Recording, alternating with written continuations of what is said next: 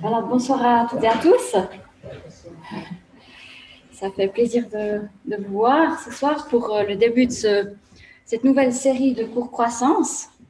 On a décidé cet automne de commencer une étude de l'évangile de Marc. Il y a plusieurs raisons à ça. Déjà, une tout à fait pratique, c'est que ça fait assez longtemps dans notre église qu'on n'a plus étudié un évangile comme ça, de manière un peu continue. Et puis, les autres raisons, c'est que ça nous permet de nous plonger un peu plus, de plonger nos regards à nouveau sur cette personne tellement importante dans notre foi qui est Jésus. Je ne sais pas si vous avez lu souvent les évangiles, mais je trouve que c'est des livres qui, même si on les a déjà lus 100 fois, 50 fois, 100 fois, on est toujours un peu interloqué et interpellé par Jésus. Donc, ça nous permet de le redécouvrir peut-être, même si on a déjà lu ces histoires plusieurs fois. Et puis, ça nous permet aussi, finalement, de réaborder peut-être ce thème qui est finalement, qu'est-ce que ça veut dire de suivre Jésus? Qu'est-ce que ça veut dire d'être un disciple de Jésus? Et ça, c'est des sujets qu'on peut vraiment voir et puis aborder un peu plus profondément en étudiant justement un des évangiles. Et on a choisi l'évangile de Marc. Voilà, donc ce soir, c'est le premier cours. Et avant, en fait, de nous plonger dans le texte de l'évangile de Marc, j'avais un peu à cœur d'aborder un peu une question qui est un petit peu en introduction, qui n'est pas vraiment à voir avec le texte même, mais qu'on peut se poser avant qu'on aborde le texte de l'évangile de Marc.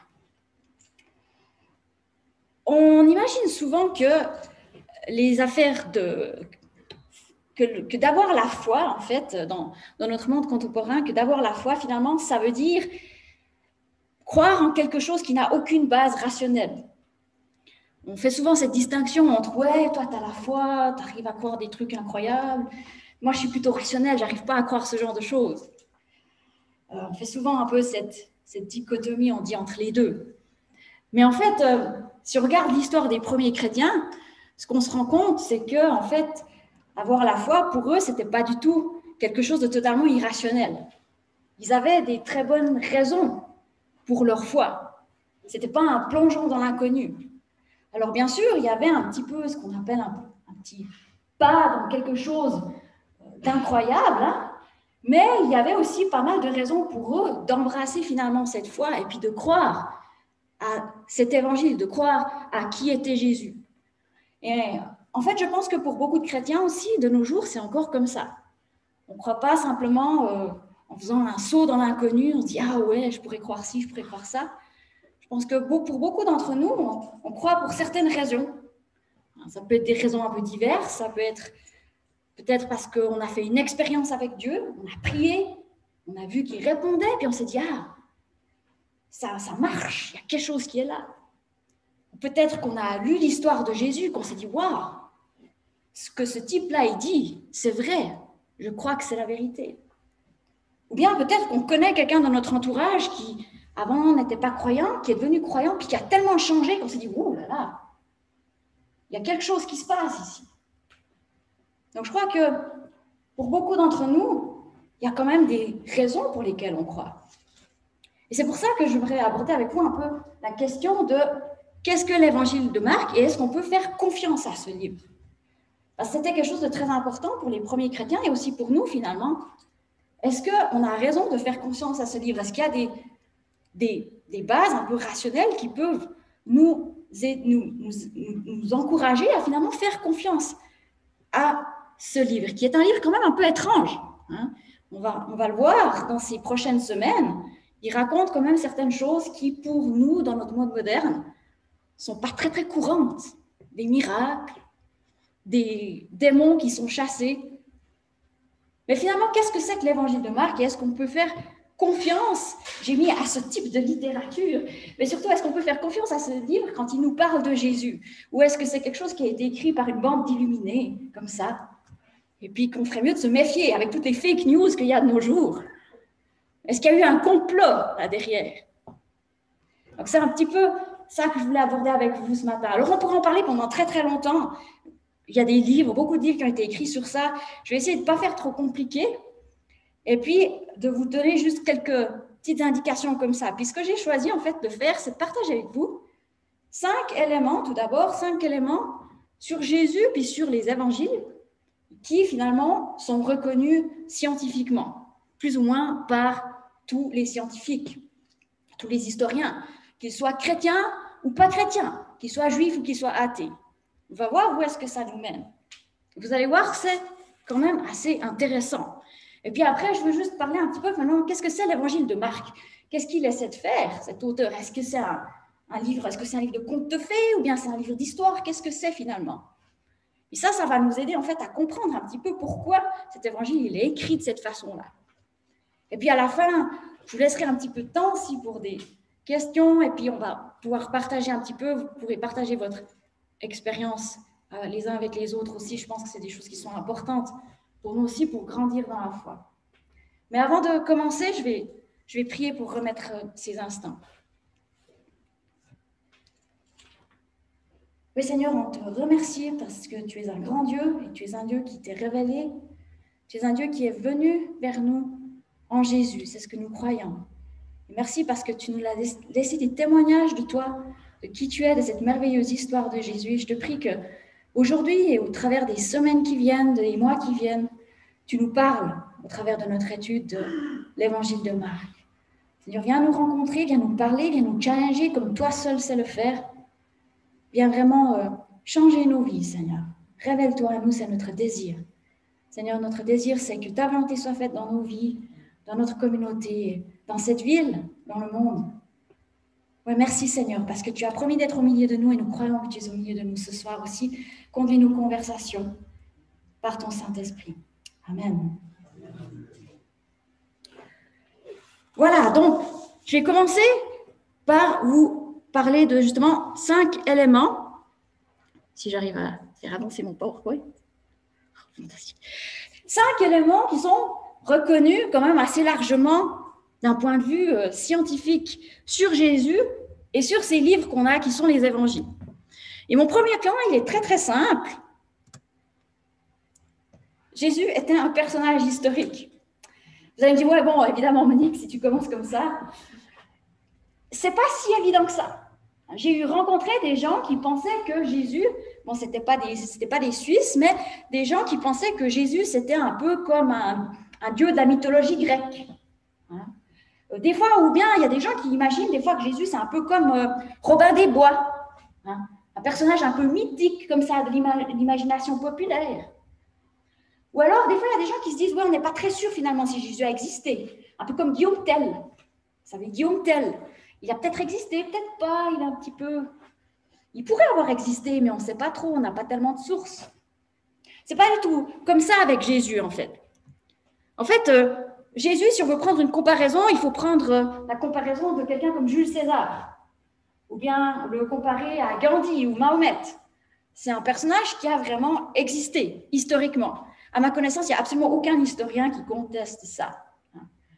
Et puis, pas seulement ça, en fait, on a des sources historiques qui nous disent des choses sur Jésus. Et puis, je vais juste vous en montrer une, c'est peut-être la plus claire qu'on a. Et ça, c'est une source historique qui nous est donnée par un Romain qui s'appelle Tacite. Et puis, il écrit en 115 après Jésus-Christ. Donc, ça fait quoi? S'il est mort en 30, ça fait 90 ans après la mort de Jésus, à peu près. Hein.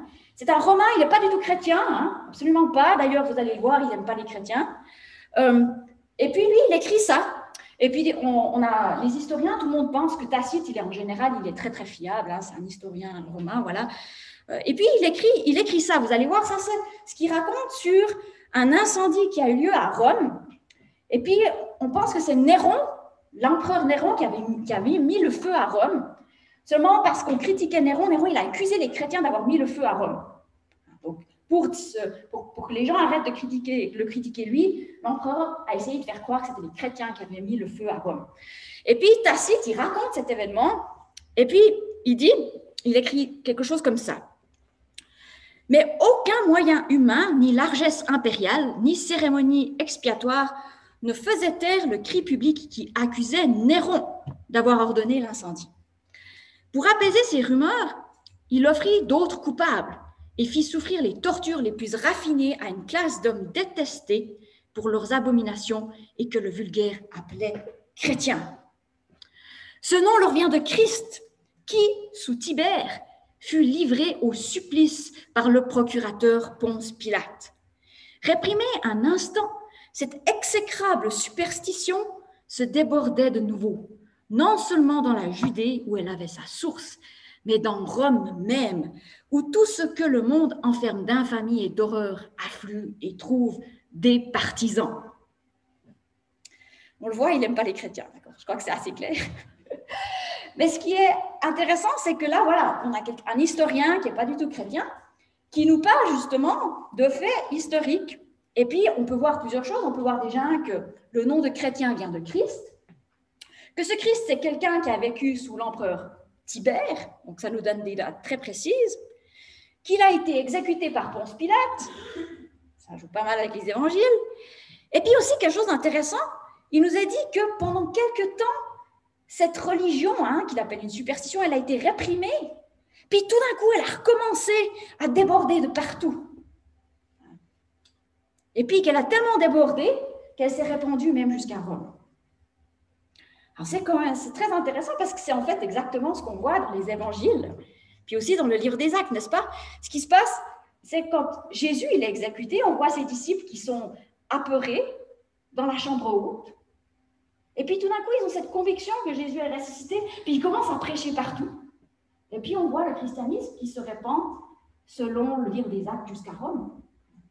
Donc, c'est très intéressant. On peut voir ici, donc, les historiens, tous les historiens, croient que Jésus a existé, qu'il a été exécuté sous Ponce Pilate, et puis que c'est comme ça que le christianisme, il a commencé. Donc, Jésus était une personne historique. On sait qu'il est mort vers 33 en Judée, sous Ponce Pilate. On sait qu'il a commencé un mouvement religieux. Il y a pas mal de choses comme ça qu'on sait sur Jésus, même indépendamment des évangiles. Ça, c'est un fait quand même qu'il faut souligner. On n'est pas en train de parler de Guillaume Tell, on est en train de parler de quelqu'un, on sait qu'il a existé, on sait pas mal de choses sur lui, même indépendamment des évangiles. Mais maintenant, c'est vrai que les évangiles sont nos sources les plus complètes et les meilleures pour apprendre à connaître Jésus. Oh là là, je suis désolée, vous ne voyez pas le haut de mon truc.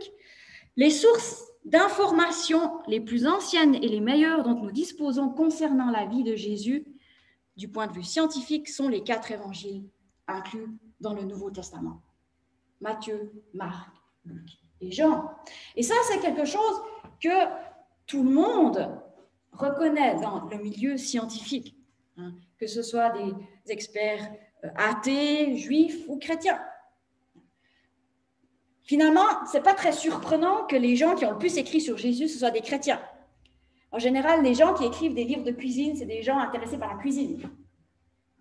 Les gens qui écrivent des livres sur le basket, c'est des gens qui sont intéressés par le basket. Donc, ce n'est pas très surprenant finalement que les gens qui ont le plus écrit sur Jésus, ce soient des chrétiens qui veulent partager leur foi. Donc, ça ne devrait pas nous surprendre. Ce qui vous surprend peut-être, je ne sais pas, c'est de constater que finalement, on considère que c'est les plus anciennes et les meilleures sources dont on dispose. Vous avez peut-être entendu parler d'autres évangiles qui ont existé. On parle des fois de l'évangile de Thomas, de l'évangile de Philippe, de l'évangile de Judas et d'autres. De temps en temps, on en parle dans les médias ou à la télévision. Eh bien, ces évangiles-là, il y a plusieurs choses qu'il faut dire. C'est qu'ils sont plus tardifs que les nôtres. Ils ont été écrits plus tard que ceux qu'on a mis dans le Nouveau Testament. La seule exception, peut-être, c'est l'évangile de Thomas. Il y a un peu de débat là-dessus. Seulement, l'évangile de Thomas, il ne dit rien sur la vie de Jésus parce que c'est une collection de paroles de Jésus. Donc, même s'il est plus tôt, il ne nous donne pas d'informations. Donc, ce qu'on a de plus sûr et de plus tôt, c'est vraiment les évangiles qu'on a. Donc, si on veut vraiment apprendre à connaître Jésus, c'est là qu'il faut se tourner. Alors, bien sûr, après, les experts scientifiques ne croient pas tout ce qu'il y a dans les évangiles. Mais disons que parmi les sources qu'on a, c'est ça qui est le plus sûr. C'est ça qui a la meilleure qualité. Puis on va voir encore un petit peu après pourquoi. On peut se demander, oui, mais finalement, si c'est des chrétiens qui ont écrit ces choses-là sur Jésus, est-ce qu'on peut vraiment leur faire confiance? Parce qu'après tout, ils écrivent, ils ont quand même un intérêt dans ce qu'ils écrivent. C'est vrai que si c'est des chrétiens qui ont écrit, on peut se poser la question, est-ce qu'ils vont être vraiment objectifs? Mais on ne peut pas dire tout simplement parce que quelqu'un a un intérêt à faire quelque chose que ce qu'il va dire, c'est nécessairement pas vrai. Par exemple, si on a quelqu'un qui est accusé d'un crime et puis qui veut se défendre, il va dire tout un tas d'autres choses pour essayer de se défendre, mais ça ne veut pas forcément dire que son témoignage n'est pas valide, même s'il a des intérêts à se défendre ou à défendre sa cause. En fait, ce qu'il faut, c'est qu'on aille examiner ce qu'il dit. Est-ce que vraiment ce qu'il dit, ça tient la route? Est-ce que c'est juste? Donc, on peut tout à fait être intéressé dans ce qu'on fait, dans ce qu'on décrit, dans des histoires qu'on raconte, sans nécessairement être totalement... sans qu'on ait besoin de ne pas faire confiance à cette personne d'entrée de jeu. C'est normal d'avoir un intérêt des fois dans ce qu'on fait, mais ce qu'il faut, c'est aller examiner si ce qu'on dit vraiment, ça tient la route. Alors, quand est-ce qu'ils ont été écrits, ces évangiles, finalement? Les 4 évangiles qu'on a dans notre Nouveau Testament, ils ont très probablement tous été rédigés avant l'année 100 après Jésus-Christ. Donc, Jésus est mort vers 33, et puis on pense que les évangiles ont tous été rédigés avant l'an 100. Et puis là, de nouveau, je ne suis pas en train de dire des choses que seulement des évangiles disent. C'est vraiment partagé par tout le monde, même les athées, même les gens qui détestent le christianisme, ils disent ce genre de choses. Je vous ai mis, par exemple, des dates ici. Je ne sais pas si vous arrivez à les voir tout au fond, mais ça, c'est des dates très, très, très populaires. Par exemple, Matthieu, entre 80 et 85. Marc, entre 65 et 70. C'est plus tôt en général, on pense. Luc, entre 80 et 85. Et puis Jean, entre 90 et 100. Jean, c'est celui que des fois on place un peu plus tard. Il y a certains experts qui pensent qu'il a été écrit plus tard que l'an 100. Mais la majorité pense quand même qu'il a été écrit avant l'an 100. Et puis ça, c'est pas tellement des dates qui sont disputées. Quand il y a des disputes, c'est plutôt entre ces dates et puis quelque chose de plus tôt. Il y a des gens qui pensent que Marc a déjà été écrit en l'an 50. Pourquoi est-ce que c'est important, ça? Parce que, en fait, ça veut dire que ces évangiles, ils ont très certainement été écrits pendant que les gens qui ont vécu avec Jésus existaient encore. D'accord? Et ça, c'est très, très important. Des fois, on s'imagine, ouais, finalement, ces évangiles, ça évolue avec le temps, c'est plein de légendes. Mais pour que les légendes se développent, en général, il faut un certain temps. Et puis là, on réalise finalement que non, que ces évangiles, ils ont été écrits vraiment assez rapidement, et encore du vivant des disciples de Jésus, des gens qui étaient là. Ça veut dire que si quelqu'un écrit un évangile et qu'il dit n'importe quoi, on peut le critiquer. Ça veut dire qu'on aurait pu les critiquer, leur dire hey, « Oh, tu racontes quoi, cette histoire, ça ne s'est jamais passé comme ça. » Et puis ça veut dire aussi que voilà, qu'il y avait un certain contrôle. Et puis il y a moins de temps qui a pu s'écouler pour ajouter des choses, inventer des histoires sur Jésus. Il y avait quand même des gens qui étaient là. Ça, c'est vraiment très, très important. Moi, ça m'arrive très, très régulièrement de rencontrer des gens. Quand est-ce que les évangiles ont été écrits? Même des gens qui sont des étudiants, des fois. Et puis, ils sont là, je ne sais pas, en 150 après Jésus-Christ. Non. Hein? C'est très rapide que ça a été écrit. Bon, c'est clair, après on peut se dire, ouais d'accord, si Marc a écrit son évangile en 65, c'est quand même 30 ans après la mort de Jésus. Parce qu'on peut faire confiance à quelqu'un 30 ans plus tard. Mais là, il faut se souvenir qu'on est dans une culture où on a vraiment cette habitude de se raconter de se transmettre des histoires, de se transmettre des traditions. C'est la culture juive, qui est une culture où vraiment ils apprennent des fois la Bible l'Ancien Testament par cœur. C'est une culture orale. C'est pas comme chez nous. Chez nous, on a l'habitude d'avoir Internet, on apprend peu de choses par cœur, même les numéros de téléphone, on ne les sait plus par cœur. Dans cette culture-là, c'est différent. On a vraiment l'habitude d'apprendre des choses par cœur. Et puis, donc, on peut vraiment beaucoup plus facilement croire dans ce genre de culture qu'il y ait une transmission qui soit beaucoup plus sérieuse que de nos jours, de ce point de vue-là. Donc, les évangiles, c'est vraiment des textes qui ont été écrits assez rapidement après Jésus. Le prochain point, du point de vue historique, géographique et culturel, le contenu des évangiles du Nouveau Testament suggère que les auteurs des évangiles sont très bien informés. Du point de vue historique, géographique et culturel, le contenu des évangiles du Nouveau Testament suggère que les auteurs des évangiles sont très bien informés. Une des façons dont on peut vérifier finalement si c'est des textes sérieux ou bien des inventions qui ont été faites, c'est finalement d'aller vérifier est-ce que les choses qu'il dit, puis qu'on peut vérifier, est-ce que ça joue. Entre autres, est-ce que les endroits géographiques dont il parle, est-ce que les coutumes dont il parle, est-ce que les noms des gens dont il parle, est-ce que ça tient la route, ça correspond à ce qui était le cas en Israël à l'époque de Jésus. Ça me dirait, ouais, ça, est-ce que c'est vraiment un bon critère? Imaginez-vous maintenant qu'on vous demande d'aller écrire l'histoire de quelqu'un qui a vécu, disons, allez, il y a 50 ans, dans un autre pays, et que vous n'avez pas Internet. Est-ce que vous arrivez à le faire d'une manière convaincante?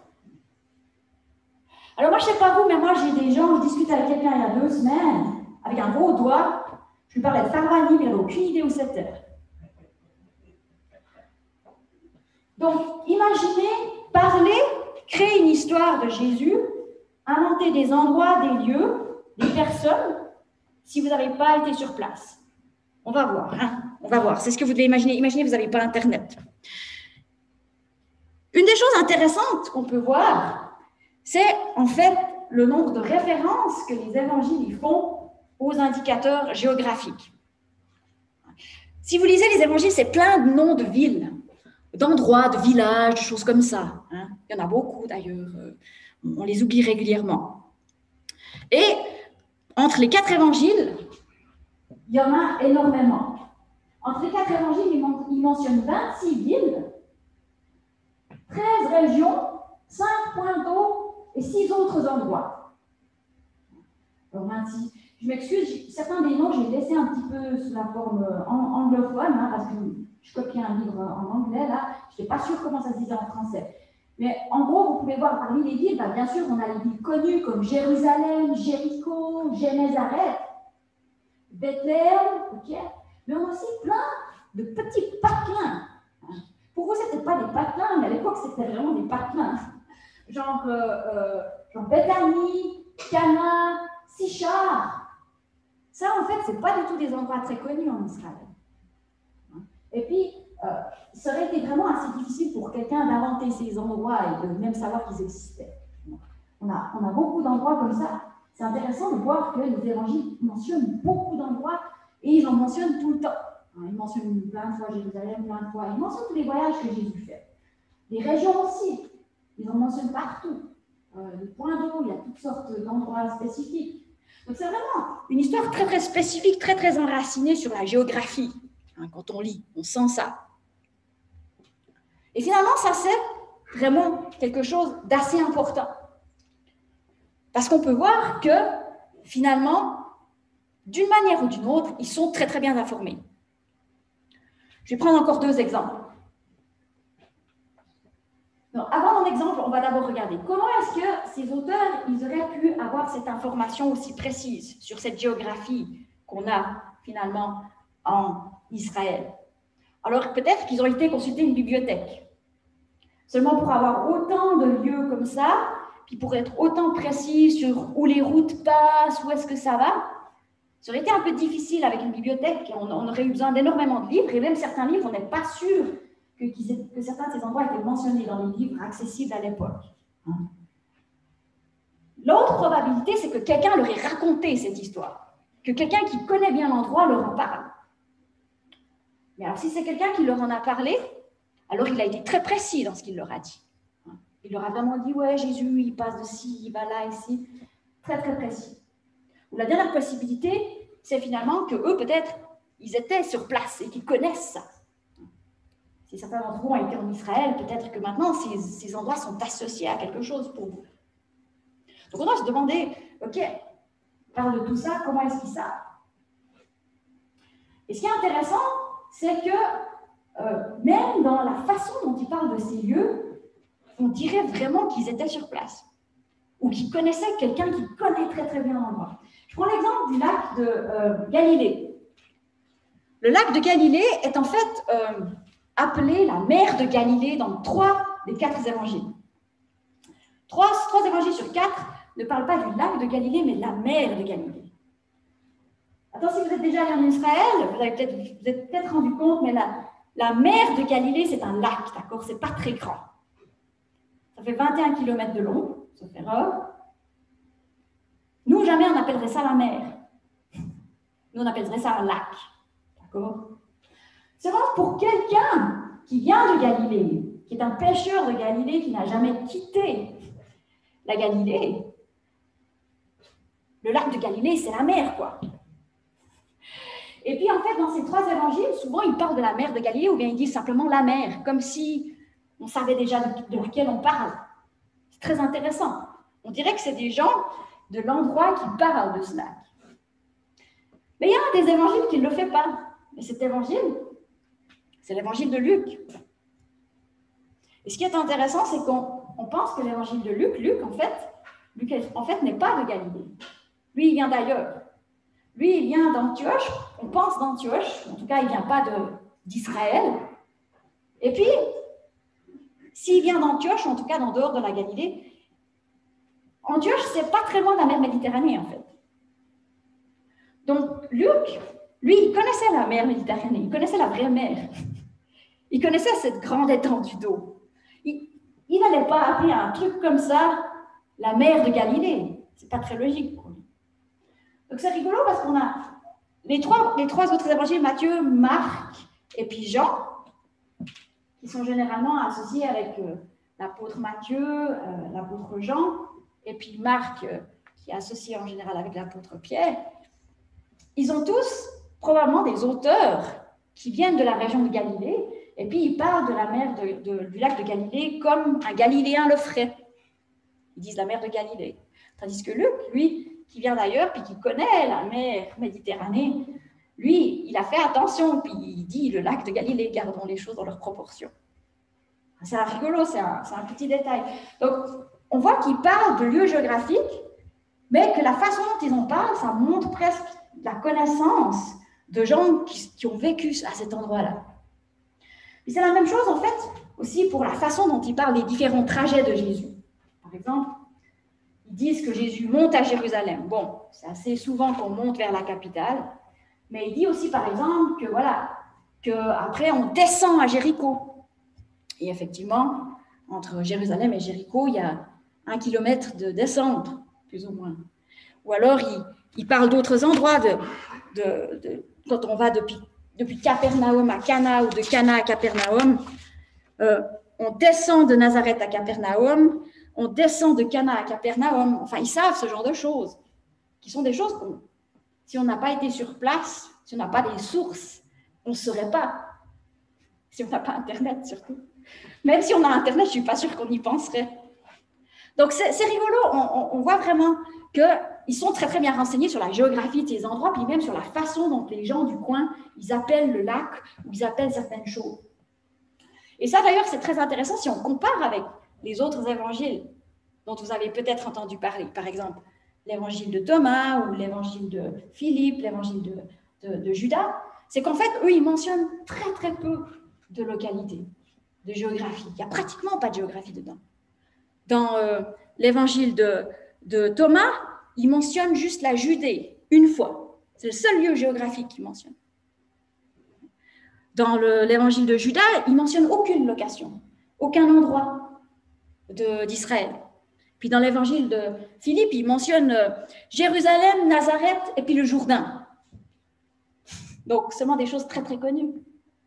Donc, on peut voir que, voilà, en comparaison avec des autres textes qui ont été écrits sur Jésus, eh ben, on a beaucoup plus de données culturelles de l'endroit qui sont dans ces évangiles, les évangiles qu'on a dans notre Nouveau Testament. Donc ça, la géographie, c'est quelque chose qui est très, très frappant. Une autre chose assez... attendez voir, je vais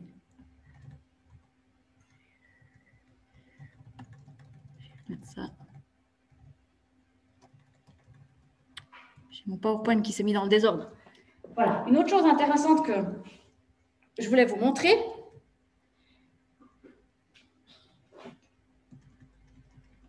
Voilà, comme ça. Il fonctionne un peu lentement, excusez-moi. Une autre chose qui montre qu'en fait, ils connaissent vraiment bien la région, c'est très intéressant, c'est le nom des gens qu'il y a dans les évangiles. Vous savez, c'est Jean, Simon, Joseph, Marie, Salomé. Vous êtes peut-être dit, ouais, bon, voilà, c'est des noms juifs, quoi.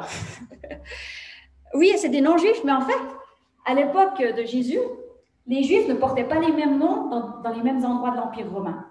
Il y avait des juifs partout, des juifs à Rome, en Égypte, des juifs en Israël. Mais en fait, les noms les plus connus, les plus répandus étaient différents dans différentes régions. Et puis, bien sûr, il y a des personnes qui étudient le Nouveau Testament, qui se sont amusées à étudier, mais à l'époque de Jésus, c'était quoi les noms les plus connus en Israël? Et puis, ils ont fait des statistiques. Alors, le prénom le plus connu en Israël à l'époque de Jésus, c'était, je vous donne en mille, Simon et Joseph. Et puis, quand ils ont fait des statistiques, ils disaient qu'il y a à peu près 15,6% des gens de l'époque, des hommes de l'époque qui avaient ce nom à peu près. C'est des statistiques basées sur toutes les sources qu'on a. Et puis, si on fait une comparaison avec ce qui se passe dans les évangiles, c'est qu'on voit que Simon et Joseph sont aussi des noms très, très répandus, en fait. C'est rigolo. On a beaucoup de Simon, beaucoup de Joseph. Ça correspond à peu près à 18%.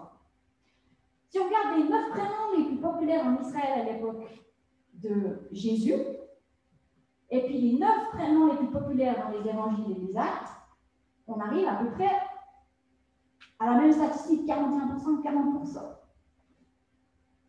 Si on regarde pour les femmes, les prénoms les plus répandus à l'époque de Jésus, c'était Marie et Salomé, qui sont aussi les prénoms qu'on a le plus souvent dans les évangiles. Et après, si on regarde les 9 prénoms les plus populaires en Israël, et puis les 9 prénoms les plus populaires dans les évangiles et les actes, on a de nouveau quelque chose qui ressemble passablement.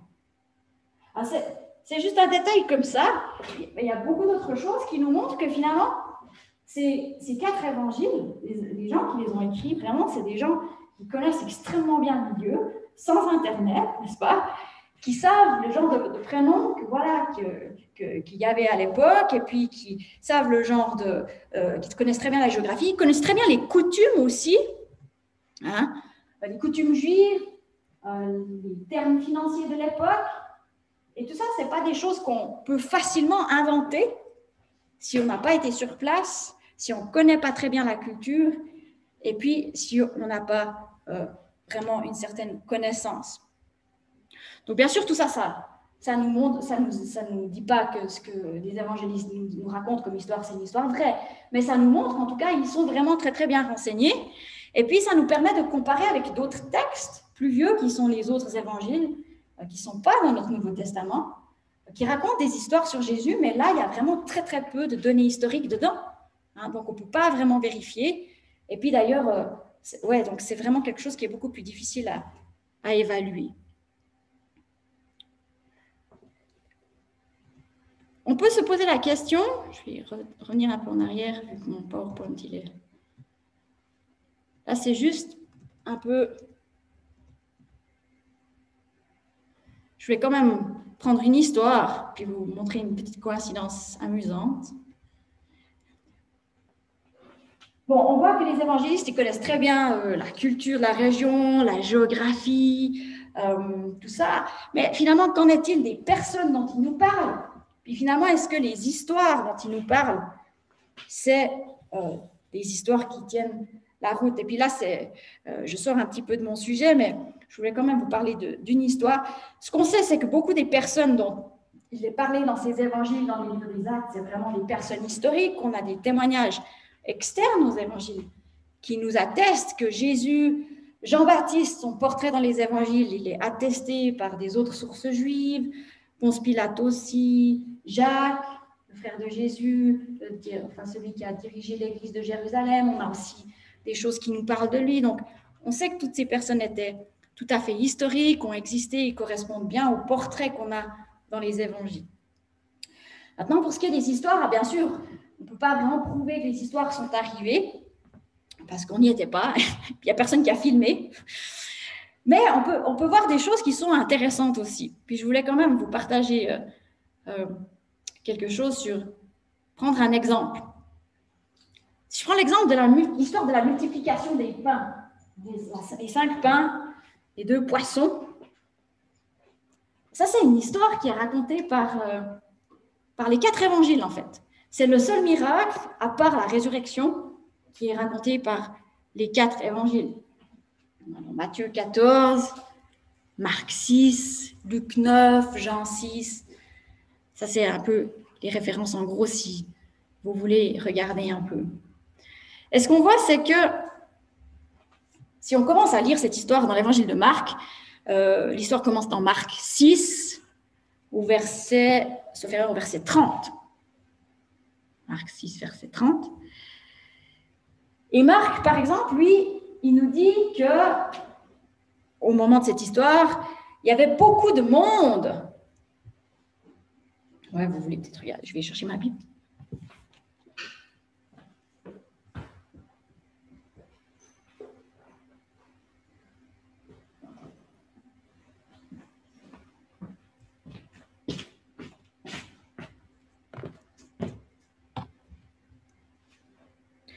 Ouais, l'histoire commence ainsi. Les apôtres se rassemblèrent autour de Jésus et lui racontèrent tout ce qu'ils avaient fait et tout ce qu'ils avaient enseigné. Jésus leur dit, venez à l'écart dans un endroit désert et reposez-vous un peu. En effet, il y avait beaucoup de monde qui allait et venait et ils n'avaient même pas le temps de manger. Donc, Marc nous dit qu'il y avait beaucoup de gens qui allaient et venaient. Il ne nous dit pas trop pourquoi. Hein. On dirait qu'il décrit des gens qui sont en train d'aller, venir, qu'il y a beaucoup de trafic, à tel point que Jésus doit s'enlever du chemin, aller un peu de côté avec ses apôtres.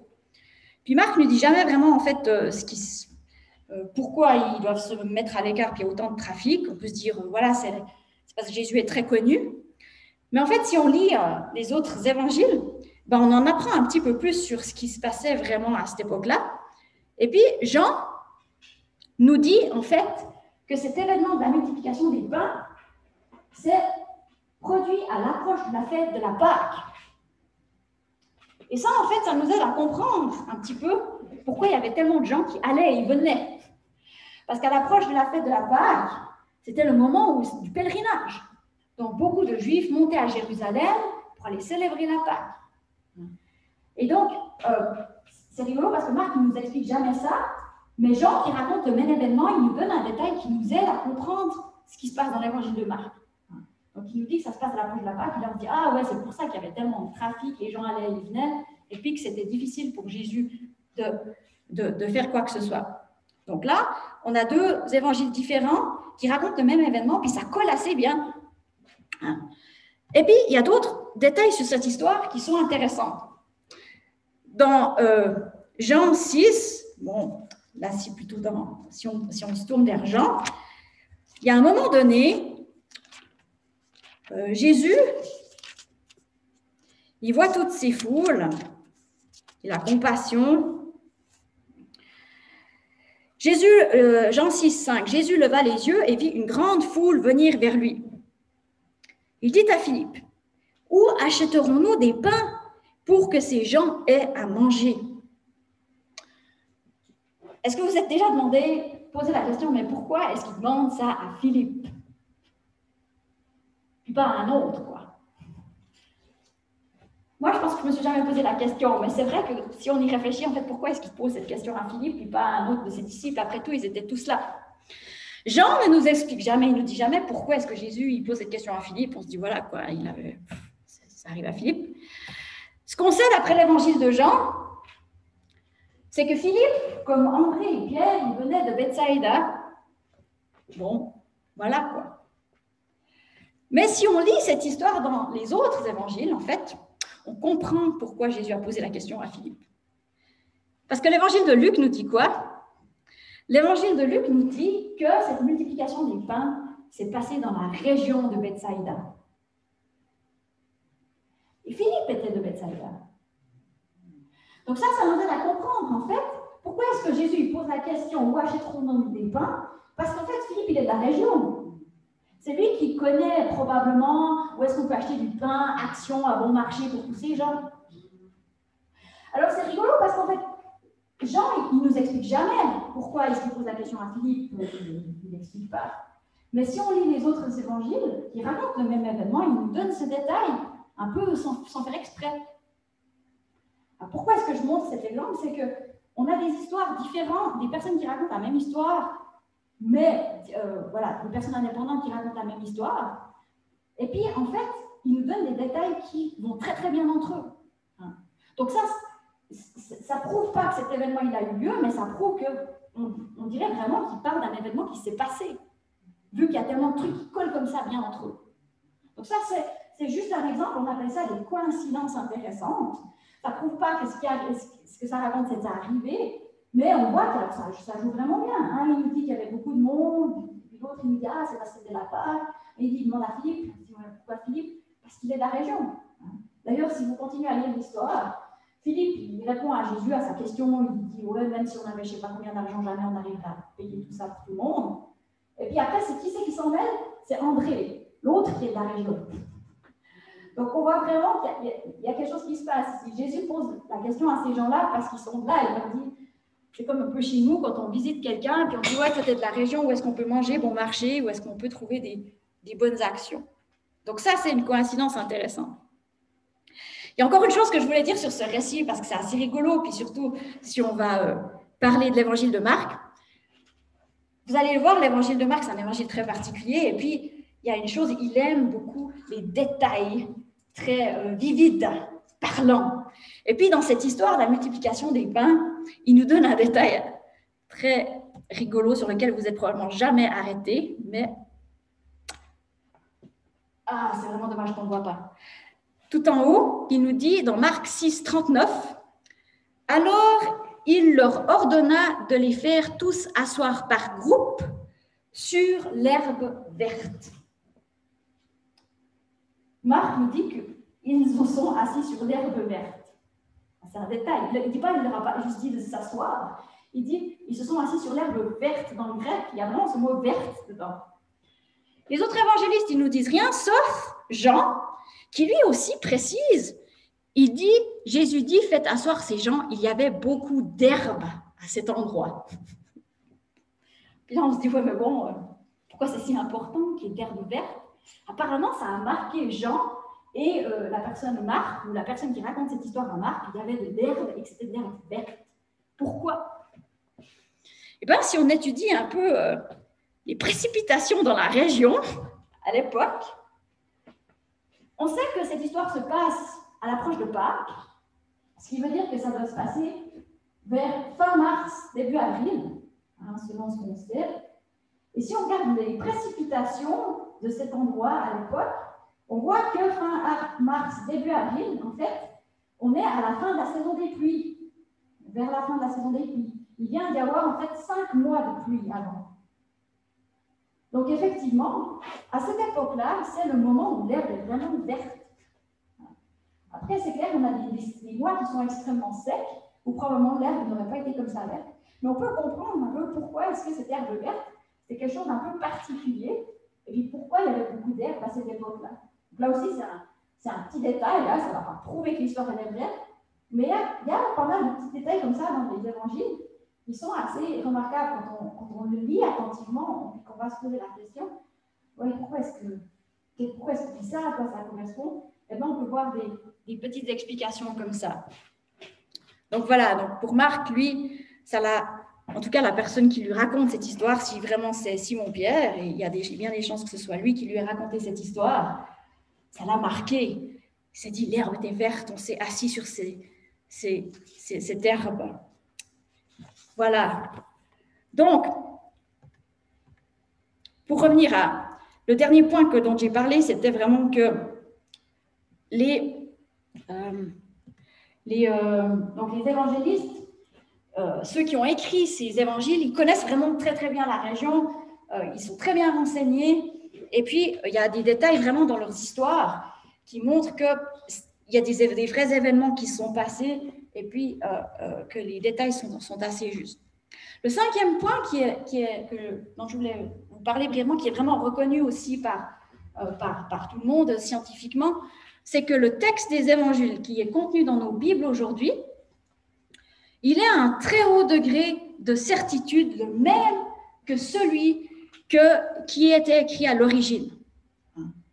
On peut se poser la question, effectivement, on se dit, ouais, bon, il y a des gens qui ont écrit des évangiles, mais après, le texte a été corrompu, les gens ont ajouté des trucs, ou bien ils ont modifié des choses au fil des années. Après tout, ça s'est passé il y a 2000 ans. Eh bien non, on est assez sûr que la transmission est extrêmement stable, en fait, depuis le début. Pourquoi est-ce qu'on est assez sûr? Parce qu'on a énormément de manuscrits, et puis on a des manuscrits très très tôt, et puis qu'on peut voir, en fait. Il faut savoir que les textes de la Bible du Nouveau Testament sont vraiment parmi les textes les mieux étudiés, les plus étudiés au monde, et puis qu'il y a énormément de gens qui travaillent dessus. Donc scientifiquement, on sait vraiment qu'il n'y a pas eu de modifications, très très peu de modifications dans ces textes. On a environ 5700 manuscrits grecs, donc ça ne compte pas ceux qu'on a dans les autres langues. C'est vrai que beaucoup de ces manuscrits ne sont pas entiers, hein. C'est des petits bouts, bien des textes un peu partiels. Mais on a des manuscrits qui sont très très vieux. Le plus vieux, il date du IIe siècle, du début du IIe siècle. Bon, c'est un tout petit fragment, hein. On n'a pas grand-chose dedans, mais ça montre qu'on a vraiment des très très vieux textes. Et puis, on a des manuscrits partiels des évangiles qui datent du IIe et IIIe siècle, donc c'est vraiment très très vieux. Et puis des textes entiers du Nouveau Testament déjà en 350. Et puis, on peut voir quand on compare tous ces manuscrits qu'il y a très très peu de variations. C'est clair, il y a des variations, hein. Tous ces manuscrits, en fait, il n'y en a aucun qui est exactement la même chose, mais c'est des petites variations, des fautes d'orthographe, des choses comme ça qu'on peut tout à fait expliquer. Donc, on est vraiment assez sûr du texte, et puis ça, il n'y a pas de débat dessus. On peut vraiment retrouver ce que les évangélistes ils ont écrit au début, et puis on sait on sait à quoi s'attendre.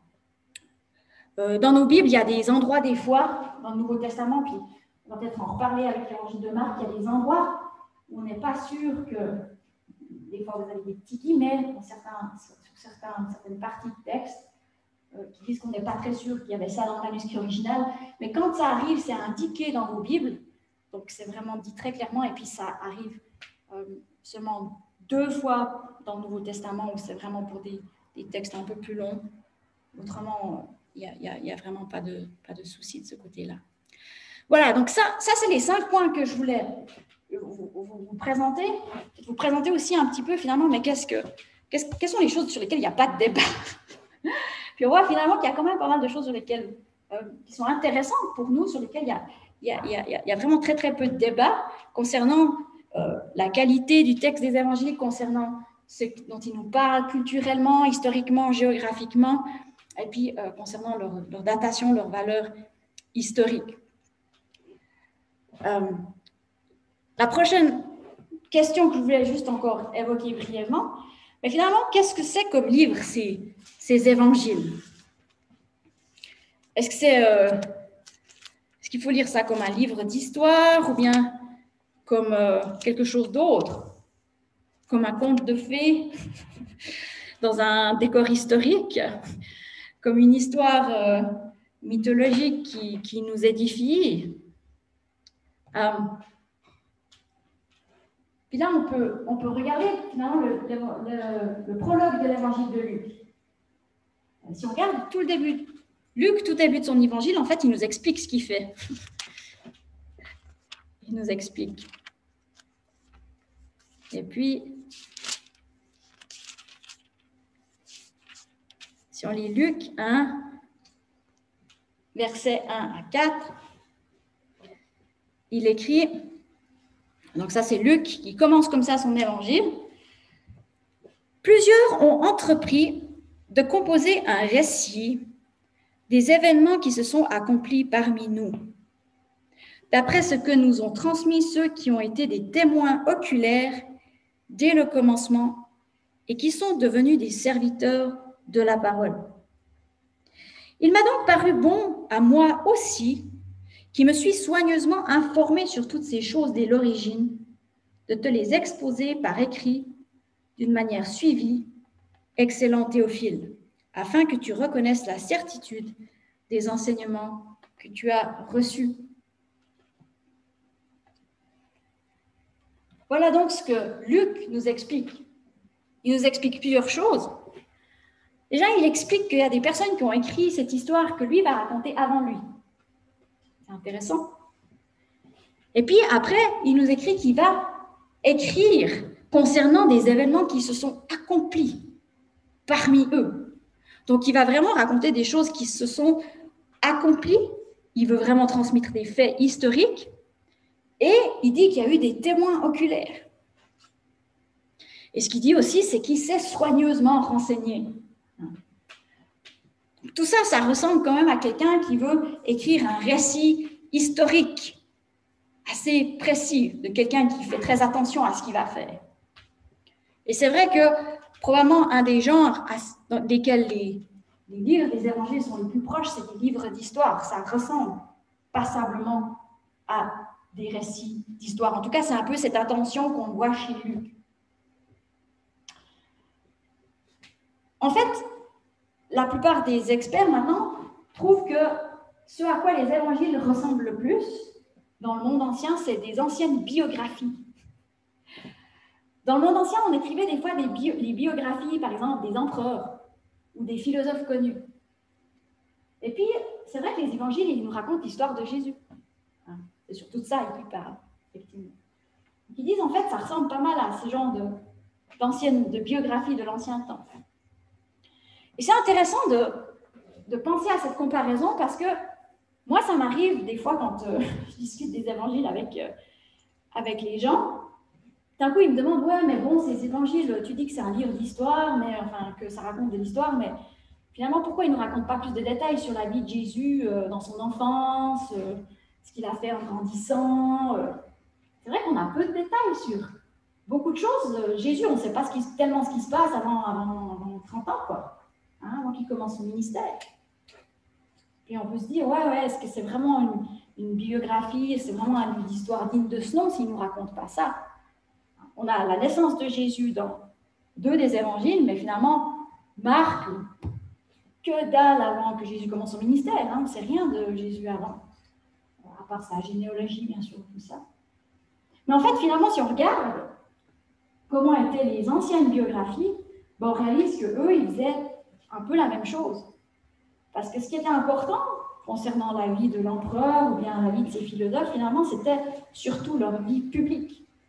C'était ça qui était important. On n'avait pas tellement l'habitude de raconter tout ce qui s'était passé quand ils ont grandi ou tout ça.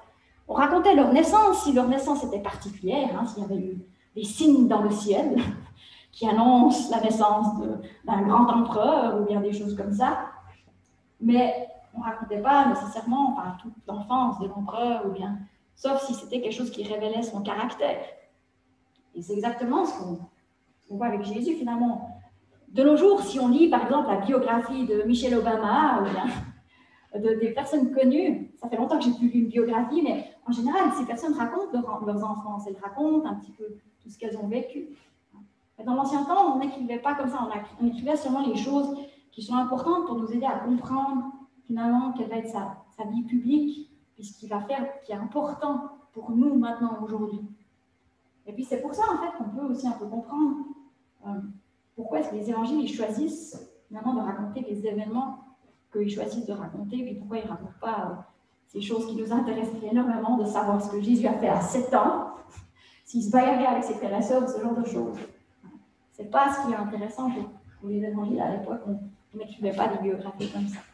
Donc ça, je trouve aussi que c'est quelque chose d'intéressant à savoir quand il y a des gens qui posent des questions. Pourquoi est-ce qu'ils commencent par nous parler de ça puis qu'ils ne nous racontent pas tout ce qu'il y a avant? Voilà. Et puis, les évangélistes nous disent aussi, finalement, pourquoi ils écrivent. Et puis, ils nous donnent un petit peu des indications aussi sur le fait que, voilà, qu'ils ont choisi ce qu'ils voulaient nous raconter. Et puis là, l'évangile de Jean est intéressant à ce sujet, parce que si on regarde Jean, la fin de l'évangile de Jean, tout à la fin de l'évangile de Jean, Jean nous explique pourquoi il a écrit. Si on lit Jean 20, les versets 30 et 31, Jean 20, 30 et 31, il nous dit, Jésus a accompli encore en présence de ses disciples beaucoup d'autres signes qui ne sont pas décrits dans ce livre. Mais ceux-ci ont été décrits afin que vous croyiez que Jésus est le Messie, le Fils de Dieu, et qu'en croyant, vous ayez la vie en son nom. Puis tout à la fin, Jean 21, versets 24 à 25, Jean nous dit, c'est ce disciple, donc il parle de lui-même, c'est ce disciple qui rend témoignage de ces choses et qui les a écrites. Et nous savons que son témoignage est vrai. Jésus a fait encore beaucoup d'autres choses. Si on les écrivait en détail, je ne pense pas que le monde entier pourrait contenir les livres qu'on écrirait. Donc, là, Jean nous dit très clairement qu'il n'a pas tout raconté. Il n'a pas tout raconté. Il a raconté une partie de ce que Jésus a fait. Il a raconté ce qu'il voulait nous raconter. Il parle de signes, pour qu'on croie que Jésus est vraiment le Messie. Donc, les évangiles ne sont pas des livres qui essaient de tout nous dire sur Jésus, mais ils essaient de nous dire des choses que les 4 évangélistes ont trouvé important qu'on sache. Et la façon dont ils en parlent, ça montre bien qu'il y a de la place pour d'autres choses qui se sont peut-être passées, mais que l'un des évangélistes n'a peut-être pas raconté, que l'autre a raconté. Voilà. Donc, les auteurs des 4 évangiles selon la tradition chrétienne, et là, je m'éloigne de ce qui est accepté par tout le monde dans le monde scientifique, là, il y a des débats, mais selon la tradition chrétienne, on pense, l'Église ancienne, beaucoup dans l'Église ancienne pensaient que Matthieu, l'auteur de l'évangile de Matthieu, était le collecteur d'impôts de Capernaum, que Jésus a appelé, donc c'est l'un des 12 disciples. Marc n'était pas l'un des 12 disciples, mais la tradition chrétienne pense que c'était, en fait, qu'il raconte l'histoire qu'il a entendue de Pierre. Et c'est Pierre qui lui a raconté cette histoire. On l'identifie souvent comme Jean-Marc, qui était le cousin de Barnabas. Ce Jean-Marc que Barnabas voulait prendre avec lui pour aller voyager dans le livre des Actes et que Paul ne voulait pas prendre au bout d'un moment. Puis après, c'est un peu celui-là qui parle. Luc n'est pas l'un des 12 apôtres, mais la tradition, l'Église ancienne pensait que c'était le médecin qui a accompagné Paul dans ses voyages. Donc Paul parle dans l'Épître aux Colossiens, il dit médecin de l'Arménie, pardon. C'est médecin de l'Arménie là-bas. Et puis Jean, alors lui c'est nouveau un des 12 apôtres, donc le fils de Zébédée, qui était un pêcheur à Capernaum. Voilà un peu pour ces auteurs. Je vais passer à la conclusion. Ouais. Donc, est-ce qu'on peut faire confiance à l'évangile de Marc? Il faut voir un peu les personnes. On n'a peut-être pas tous les mêmes standards pour faire confiance à quelque chose. Mais si on récapitule un petit peu,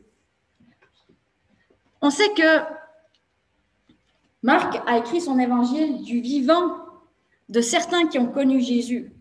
Donc, ça a été écrit vraiment, c'est probablement le premier des évangiles qui a été écrit. Certains pensent déjà 20 ans après la mort de Jésus, d'autres disent plutôt 30 ans. Mais en tout cas, il a été écrit vraiment très très tôt et qu'on sait que les disciples de Jésus étaient par là. On sait que les détails géographiques, historiques et culturels montrent que cet évangéliste avait vraiment accès, donc Marc, avait été très très familier de l'endroit et de l'époque. Donc soit lui-même, soit il a entendu ces détails de quelqu'un qui connaît très bien cet endroit, qui connaît très bien l'endroit. Et puis, on peut aussi se poser la question,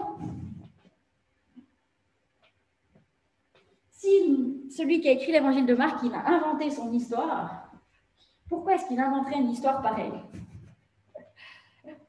Parce que cette histoire, elle est quand même très embarrassante. C'est l'histoire de quoi? C'est l'histoire d'un gars qui finit crucifié sur une croix. Et la crucifixion, c'est vraiment, c'est la pire des punitions qui puissent arriver. C'est quelque chose d'extrêmement humiliant. On avait le droit on n'avait pas le droit de crucifier un citoyen romain, on pouvait vraiment uniquement crucifier des rebelles ou alors des esclaves. C'était quelque chose d'extrêmement honteux d'être crucifié. Et puis il y a d'autres choses qui sont assez embarrassantes dans l'histoire de l'évangile de Marc. Déjà, vous allez vous... Déjà, il y a Pierre qui était un des leaders de l'Église. Il renie Jésus 3 fois. Et pourtant, son histoire nous est racontée dans cet évangile. Si on a un leader dans notre Église, on ne va pas forcément raconter l'histoire de sa plus grande défaite dans l'histoire, sauf si elle était vraie. Je veux dire, on ne va pas inventer quelque chose comme ça. Et puis, honnêtement, quand on lit l'histoire que Marc nous raconte, ses disciples, ils sont quand même décrits d'une manière un peu pas très glorieuse. Ils sont très lents à la compréhension. Ils ne comprennent pas qui est Jésus. Ils l'abandonnent au moment où où les soldats romains ou les soldats viennent de le chercher. C'est vraiment pas une histoire qui est à la gloire de l'Église ancienne. Donc on peut vraiment se demander, ok, s'il a inventé cette histoire, pourquoi est-ce qu'il inventerait une histoire comme ça? Tout ça, c'est des éléments qui nous pensent plus à croire que très probablement son histoire est vraie. Mais il nous reste un problème. Ce que je veux dire, ce que je vous ai montré un peu sur la précision historique de ces évangiles, aussi le fait que c'est des documents qui ont été écrits très, très, très, très tôt, après la mort de Jésus, qui sont très précis. Tout ça, ça nous montre que finalement, historiquement, c'est des documents assez très, très fiables, en fait. Et puis, beaucoup d'historiens trouvent qu'ils sont très fiables, et puis ils accepteraient volontiers ces sources, sauf que dedans, il y a des miracles. En fait, le problème qui fait qu'on a un peu la peine à croire l'évangile de Marc, c'est qu'il y a des histoires assez extraordinaires. Jésus fait des miracles, et puis que voilà, les miracles, ce n'est pas quelque chose qu'on voit très souvent. Et puis c'est à cause de ça, souvent, que les gens ont un peu la peine à croire cet évangile, surtout. Ce n'est pas tellement le reste qui nous fait un peu douter. Alors, qu'est-ce qu'on fait avec ces miracles? Si on n'est pas chrétien et puis qu'on a de la peine à accepter ça. C'est vrai que des fois, il y a des gens qui ont de la peine à accepter les miracles et puis ils disent les miracles, on n'en voit pas aujourd'hui, donc il n'y en a jamais eu. On peut se poser la question, est-ce que c'est vraiment vrai qu'il n'y a pas de miracle aujourd'hui? Je pense que ça, c'est une bonne question qu'on peut se poser. Je suis sûre qu'il y en a parmi nous qui diraient non, les miracles, ça existe. Moi, j'en ai vu, j'en ai vécu. Les médecins, des fois, voient des guérisons qu'ils n'arrivent pas à expliquer. Donc, on peut se poser la question, est-ce que c'est vraiment vrai de dire qu'aujourd'hui, il n'y a pas de miracle? Et je pense qu'il y a une autre raison, une autre chose qu'il faut dire, si quelqu'un a de la peine avec les miracles, c'est que finalement, le fait qu'on puisse accepter qu'il y ait des miracles qui arrivent ou que les miracles sont impossibles, ça dépend énormément finalement de notre présupposition et de notre vision du monde. C'est vrai que dans notre monde moderne, c'est assez rare les miracles quand même. C'est pas quelque chose de très fréquent. Mais la plupart des chrétiens de nos jours, ils croient en Jésus, pas d'abord à cause des miracles, mais pour d'autres raisons. Ils apprennent à connaître Jésus parce qu'ils ont fait l'expérience de Jésus dans leur vie ou parce qu'ils ont cru en ses enseignements. Et puis en fait, finalement, c'est quand on apprend à connaître Jésus, on apprend à connaître Dieu, et quand on commence à entrevoir la possibilité qu'il y a un Dieu créateur, et là, on commence à se dire, si on commence à ouvrir cette porte, à dire, ouais, peut-être qu'il y a quand même un Dieu, peut-être qu'il a créé le monde. Et quand on commence à accepter cette idée, après, ça devient beaucoup plus facile de croire que des miracles sont possibles. En fait, au bout d'un moment, si on commence à ouvrir la porte au fait qu'il y a un Dieu qui existe et qu'il y a que ce Dieu a créé la terre et qu'il est vraiment celui qui nous est présenté dans l'Ancien Testament, au bout d'un moment, on commence à lire l'histoire de Jésus et on se dit, finalement, si ce Dieu il venait au milieu de nous, il faut qu'il y ait des miracles. Le miracle ne devient plus quelque chose d'impossible et d'improbable. Ça devient presque quelque chose qui est nécessaire, parce que si vraiment ce Dieu-là, il venait au milieu de nous, eh ben, il y aurait des miracles, très certainement.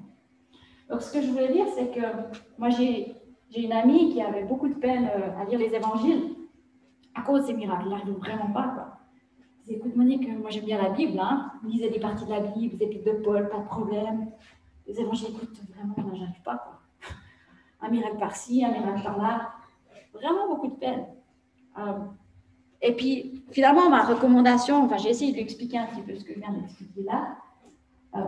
Mais ma recommandation, c'est ce que moi, finalement, je dirais maintenant aussi, c'est pas grave. Lisez l'évangile de Marc. Laissez tomber les miracles pour l'instant. Enfin, mettez ça un petit peu de côté. Posez-vous pas trop de questions. Parce que ces miracles, sans qu'on comprenne vraiment qui est Jésus, on n'arrivera pas à vraiment croire que vraiment ils sont possibles. C'est quand on découvre Jésus, finalement, qu'on découvre qui il est, qu'on commence à découvrir ses enseignements, sa vie, la façon dont il est mort. Là, ça commence à faire sens. Là, on commence à réaliser, waouh, cette personne, elle est différente. Cette personne, peut-être bien qu'elle est le Fils de Dieu. Et puis, dans ce contexte-là, les miracles viennent. Ils prennent sens, ils commencent à devenir possibles. Donc moi, c'était un petit peu ça mon expérience que j'avais partagée en conclusion. Parce que c'est souvent un peu quand même des miracles qui posent problème. Le reste de l'histoire, on se dit, ouais, ça joue assez bien, c'est un bon petit coup historique, mais qu'est-ce qu'on fait? C'est vrai que les miracles, c'est quelque chose qui peut poser problème. Mais moi, je dirais, lisez quand même l'Évangile. Et puis, en découvrant Jésus, peut-être que vous verrez que les miracles, c'est plus autant difficile. Voilà, je vais m'arrêter ici. J'ai déjà été un petit peu au-dessus du temps. Merci beaucoup. J'ai des questions pour des partages. Je vois qu'on est quand même pas mal.